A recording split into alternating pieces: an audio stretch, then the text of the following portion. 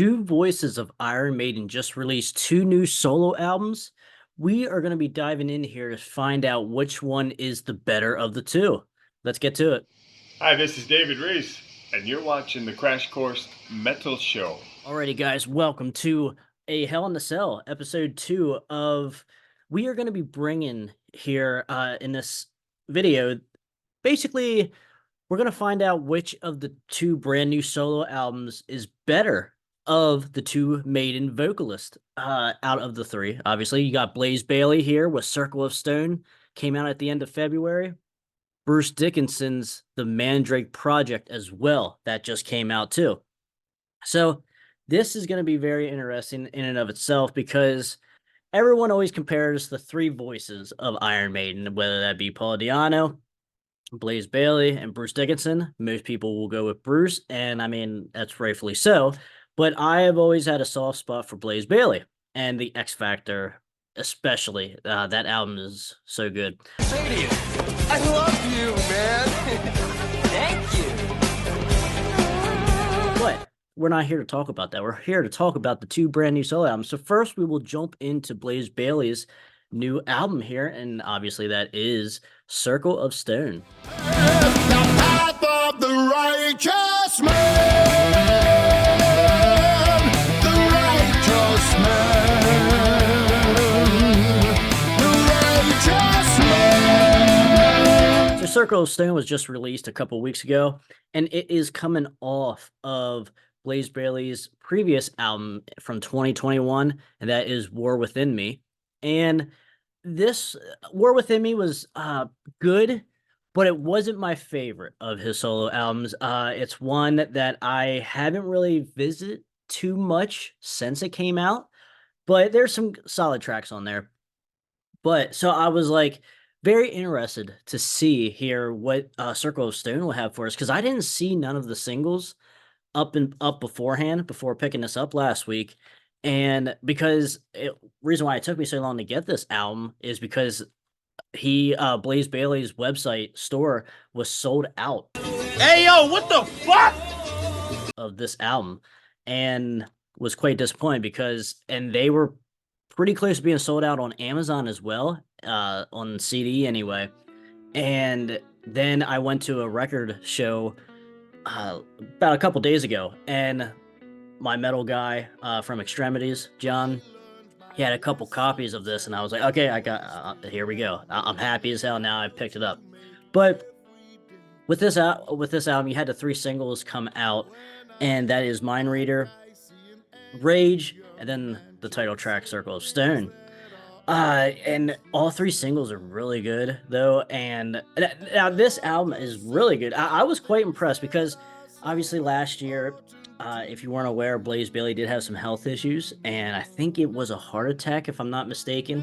But and obviously hearing that from last year, I was like, oh, are we gonna get anything new? I wasn't expecting something this soon from Blaze after hearing all about that. And but this exceeded my expectations because, like I said, I'm a big Blaze Bayley fan, whether it be Iron Maiden, Wolfsbane, or just the solo stuff. And I was quite impressed with this. Not that, because like I said, Blaze Bayley doesn't really put out a bad album at all. I like all of his stuff, but just coming off like the health stuff, and just from what just from how War Within Me, the previous album, kind of didn't stick with me as much as other albums did. I was like, ooh, okay, so let's see what we got. But guys, this is really good. So let us go down here. Who is playing on this album? You have Blaze Bayley, obviously, on vocals. You got Chris Appleton, and then you also have Luke Appleton on the guitars. You got Carl on bass, and then you got Martin McNee on the drums. So, and then you got a couple other guest vocalists and stuff on a couple of these albums, or a couple of these songs. And you start off with My Reader, like I said, one of the singles. Really good, quick song, less than 3 minutes long, and it's right in your face. Rage is the third track. A really good, heavy song. And then you got 12 tracks total here. And Broken Man finishes off side 1, the 6th track.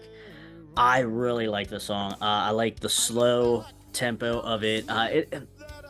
not necessarily a ballad per se, but just slower like that. And I like the lyrics because he's kind of talking. From what it sounds like he's talking about the fans, saying that thanking everybody, uh, thanking all the fans and stuff like that for sticking with him through his whole career. And so you start off here, side two, with the Call of the Ancestors. Get some bagpipes, I believe, in that. And you come here, it's track number 8, Circle of Stone, another single.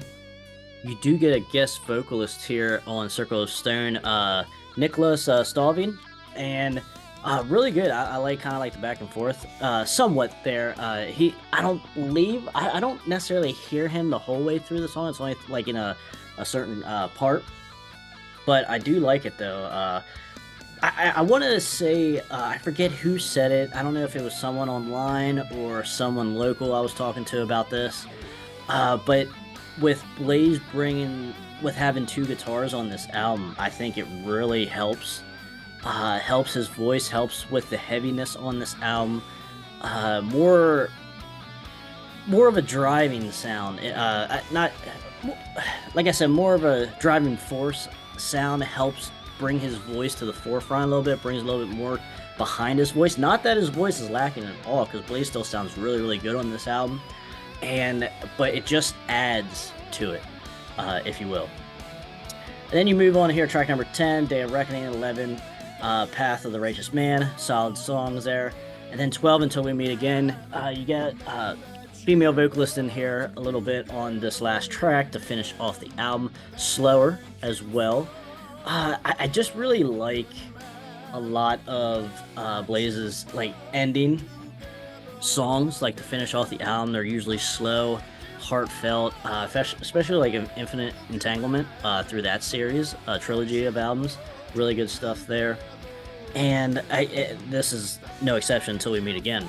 But I have to say, guys, this is quite impressive. Like I said, not because I expecting nothing, because like I said, I'm a big Blaze fan, but I was just happy because when we're gonna get it here to Bruce Dickinson's album, which I was quite impressed with that as well. But because like I wasn't so sure with Bruce, because like the last couple albums of his solo career were just okay, and like some of the last couple Maiden albums were just okay as well, in my opinion. So I was really kind of low on the Bruce Dickinson Mandrake project here, but both of these albums here have been quite a pleasant surprise for me. So it's gonna be really hard to pick which one is better. But we will get to that at the end of this episode. But let's go through Bruce Dickinson's solo album here, the Mandrake Project.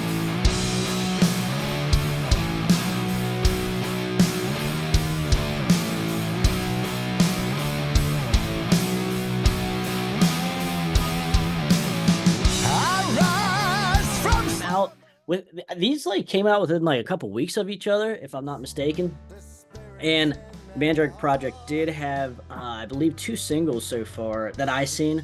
You had the lead off track, Afterglow of Ragnarok, and then you also have Rain on the Graves, the 3rd track, as singles and music video singles.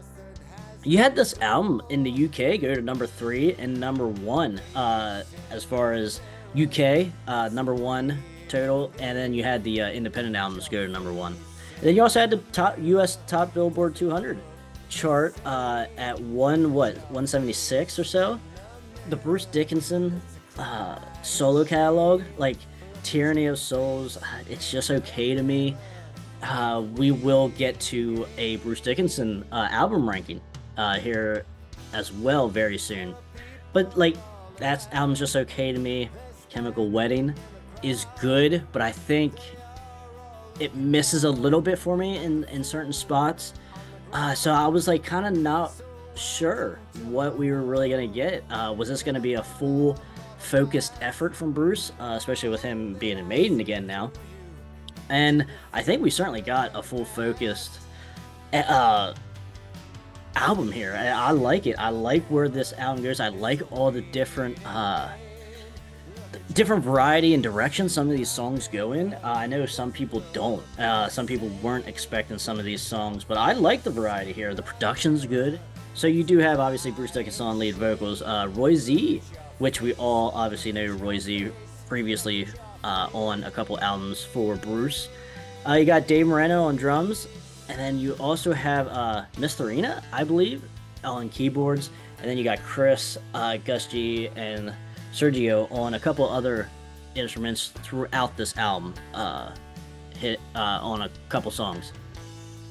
But like the lead off track, Afterglow, Ragnarok, good.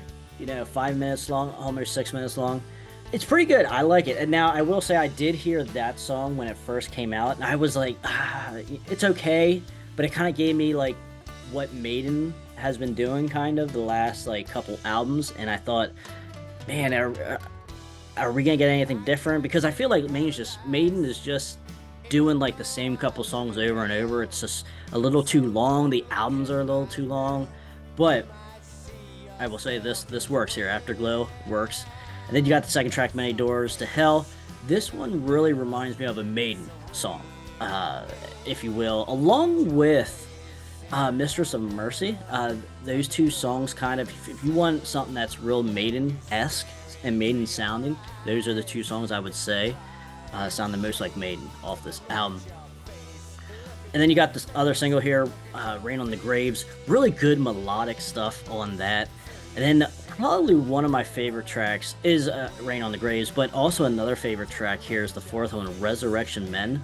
It has in the middle of it like this real chunky, doomy like riff and beat going on for like a couple about a minute or two, and then it goes back to where it was at the beginning of the song. So it's like it's like right in the middle, and it mixes a couple things there, a couple different sounds and riffs and just tempos.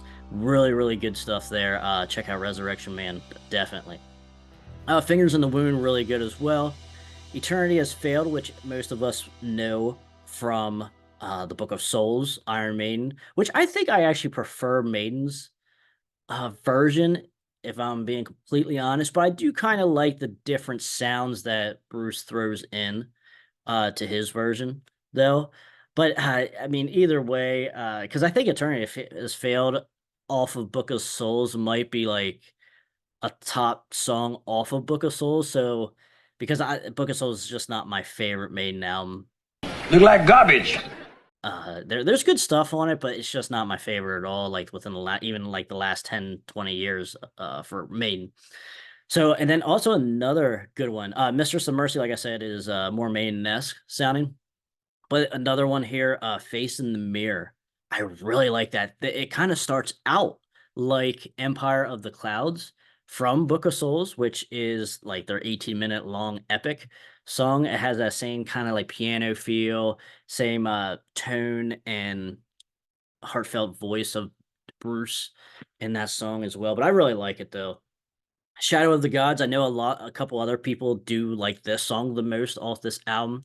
It's good. It's a fine song, 7 minutes long. And then you got finishing up here, track number 10, Sonata.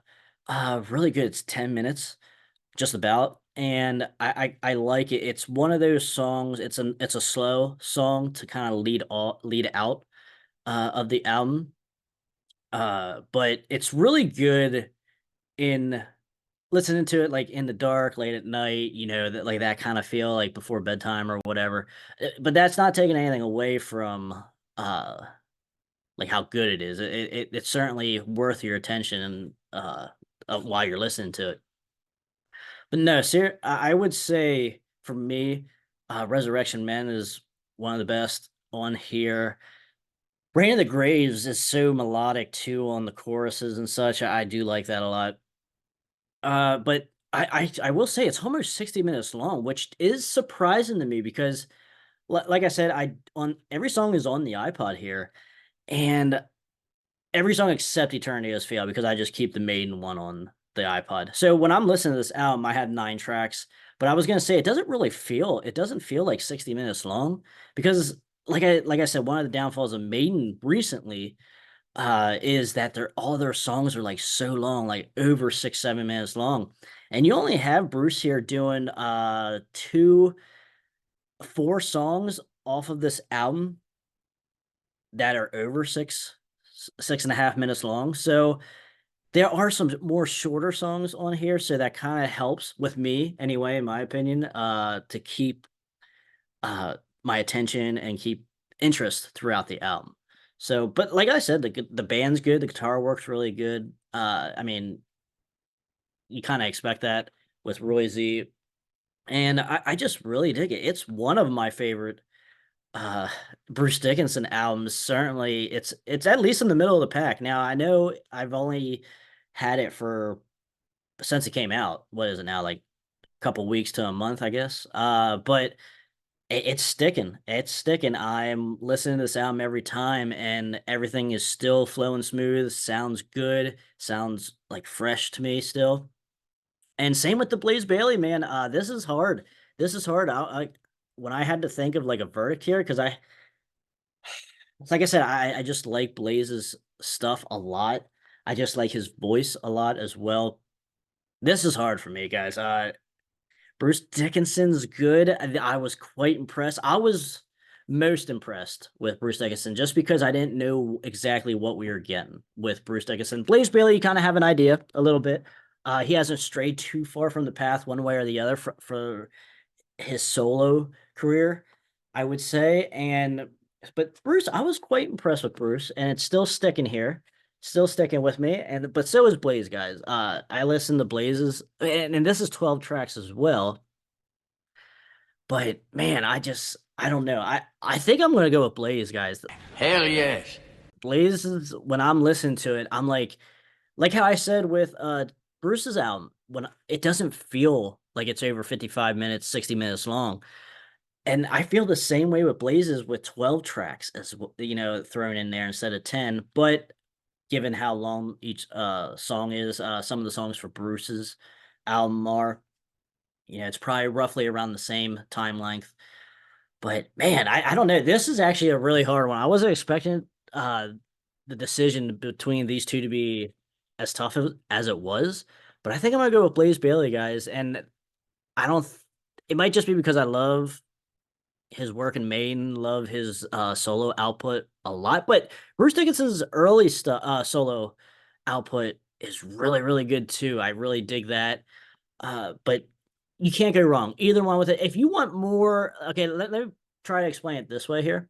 If you want more variety, something a little different, I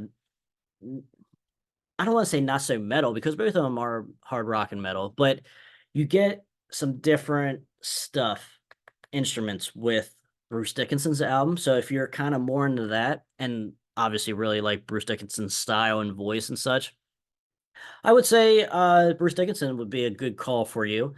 You know, sometimes if you want something a little bit more adventurous, I guess maybe that's the right word, or just just something different musically than what he usually does. So there's that for Bruce. But Blaze Bayley, hard rock and hard, just metal. Uh, Not more of the same because it's always something a little different with Blaze. I mean, not everything sounds the same, which is awesome. But Blaze is Blaze, and I'm here. I'm here for it, and I was very impressed, especially coming off War Within Me. I, I was. It's okay. It's good, but I certainly, as of now, anyway, this I am listening to it. I listened to it more than probably 8 times already the whole way through. It's just really good. I'm quite impressed. So we are gonna give the slight edge here to Blaze Bayley, and I think there's twin guitars now on Circle of Stone for Blaze. Is sounds good. It sounds really good. I like that a lot. But guys, let me know in the comments what you guys like. Do you guys like Bruce or Blaze? Which one is the better of the two? Which one were you more impressed with? Because I mean, I was probably more impressed with Bruce's album, with how good it was and how much variety there was in there. But just overall, I think I enjoyed Blaze's a little bit more. It's tough, guys. I was, like I said, I was very shocked with how tough this decision was, because they're both really, really good. And kicking off 2024 with a bang, man. We're happy. We're happy. So let me know in the comments, guys. But that is going to wrap it up here. Thank you for watching, guys. Please hit subscribe. Help out the channel. We'll bring some more good stuff here to you. But until next time, stay out of that collateral damage, and we will see you guys later.